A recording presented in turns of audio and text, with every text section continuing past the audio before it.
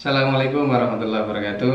Ya, jumpa lagi dengan saya Darmanto. Di video kali ini saya akan berbagi pengalaman saya bagaimana supaya kamu yang ingin menjadi blogger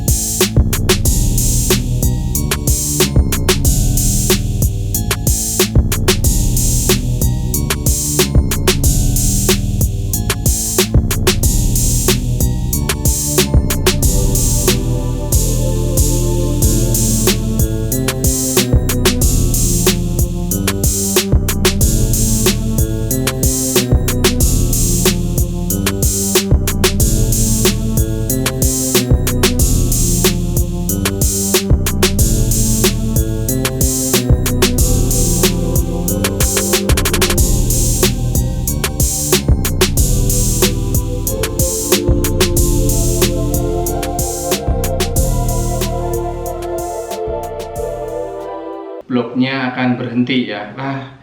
Males lah kayaknya untuk ngeblog. Karena apa? Belum dapat uang gitu loh.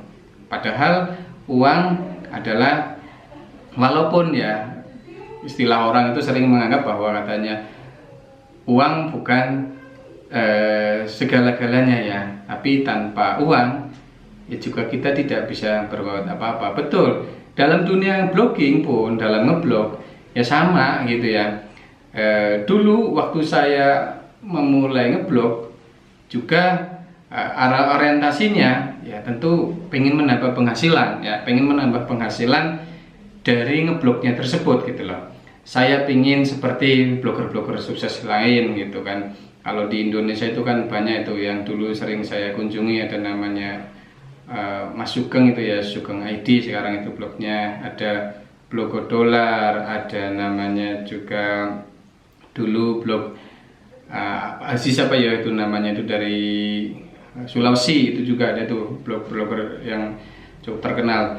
Terus ada juga namanya di Surabaya itu juga ada tuh tutorial blog itu.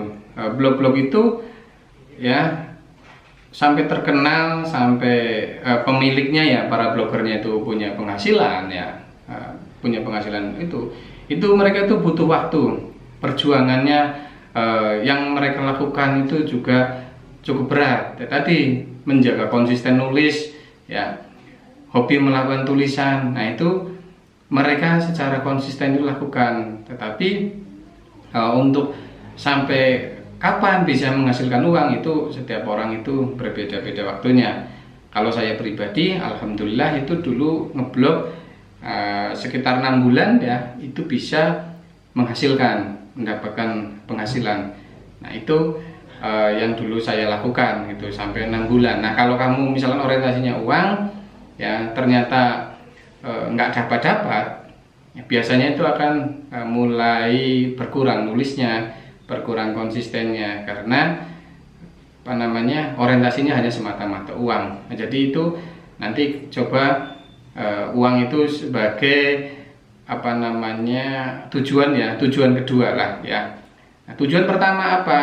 Kalau dulu saya ngeblog itu tujuan pertama adalah saya ingin berbagi pengalaman ya, apapun yang saya dapatkan dalam hidup saya itu biasanya saya tulis. Jadi awal-awal itu blog saya isinya ya campur aduk gitu kan, awal-awalnya gitu kan. Jadi ingin berbagi, karena dengan berbagi melalui blog itu bisa dibaca banyak orang gitu lah. Apalagi kalau ya, yang kita bagikan itu bermanfaat. Nah itu mungkin ya, dan itu jelas itu melebihi dari kadang-kadang nilainya uang gitu. Atau misalkan blognya berisi inspirasi atau tutorial, itu kan sesuatu yang sangat bermanfaat gitu loh. Nah, selanjutnya agar ngeblog kamu itu tidak gagal ya, adalah kamu tidak boleh hanya sekedar meniru-niru ya. Niru-niru ngeblog punya orang lain ya. Kalau menjadi inspirasi nggak apa-apa ya. Tapi kalau niru-niru ya, misalkan ini kita mengunjungi suatu blog punya orang, desainnya menurut kita bagus, kita tiru gitu kan. Isinya kita niru juga gitu. Nah, ini tidak punya prinsip ya, atau tidak punya style sendiri gitu lah, gaya sendiri. Nah, hobinya itu niru gitu. Beberapa kali blog saya sendiri juga di cloning ya, ditiru dari segi desainnya, kontennya. Itu dulu ada tuh blogger dari Medan, ada terus dari Malang juga beberapa, itu ada juga cloning lah. Itu cepat atau lambat mereka akan hancur gitu.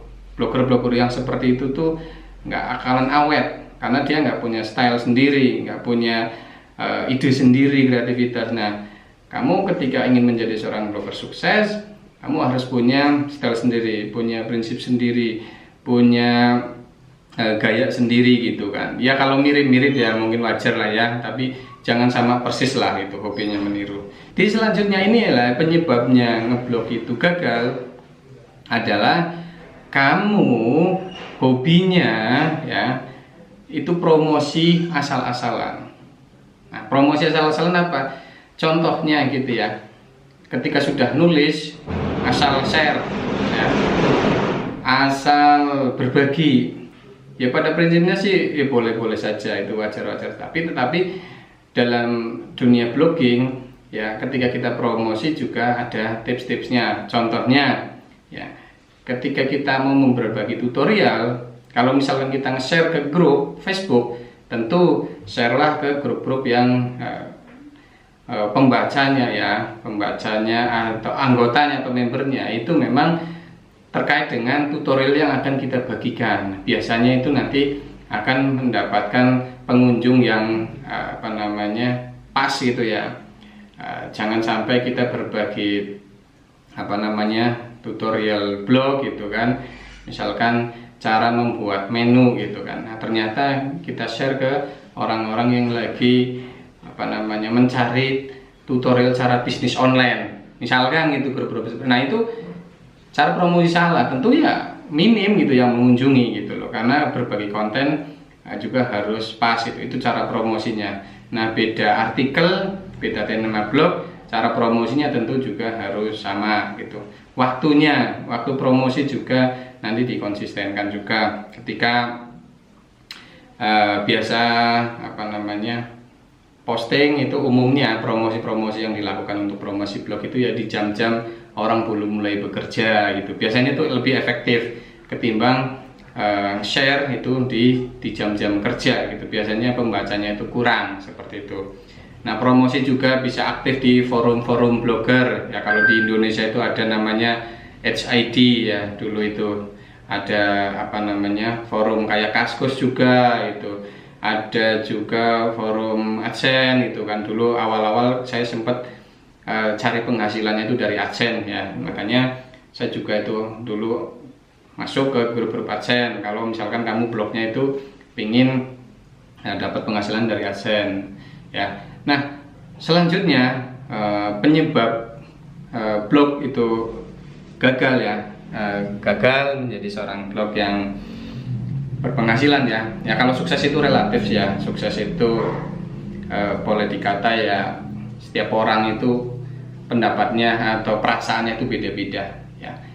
Ada yang menganggap blogger sukses itu mungkin harus punya penghasilan ratusan juta ya, ada juga yang 10-an juta. Tapi pada prinsipnya kalau saya pribadi menganggap blogger yang sukses adalah blogger yang bisa hidup, blogger yang bisa membiayai hidupnya itu dari aktivitasnya. Dari aktivitasnya. Aktivitasnya apa? Oh ya, dari blogger itu bisa menghasilkan uang gitu ya. Tadi di awal memang kita sebutkan bahwa tidak orientasi nomor satu ya, tetapi dari blog itu tentunya nanti bisa menjadi sumber penghasilannya. Itulah blogger yang sukses menurut saya. Kalau nominalnya tadi yang penting bisa bisa menghidupi lah ya, menghidupi apa namanya biaya hidupnya, itu menurut saya sudah sukses ya. Nah selanjutnya penyebab gagalnya adalah tidak fokus. Tidak fokus artinya apa? Dalam pendapat saya tidak fokusnya ini contohnya ada orang punya blog ya, sukses di bidang temanya wisata misalkan. Tiba-tiba kita yang awalnya mungkin blognya itu membahas tentang makanan, nah berubah jadi wisata. Padahal kita bukan ahlinya di bidang itu. Nah akhirnya blog itu apa namanya menjadi ya, kacau ya, pembacanya juga kacau gitu, tidak fokus. Yang selanjutnya tidak fokusnya adalah dalam hal mengerjakan blognya itu. Contohnya ya, ketika kita masih ngeblog itu awal-awalnya itu masih bekerja ya.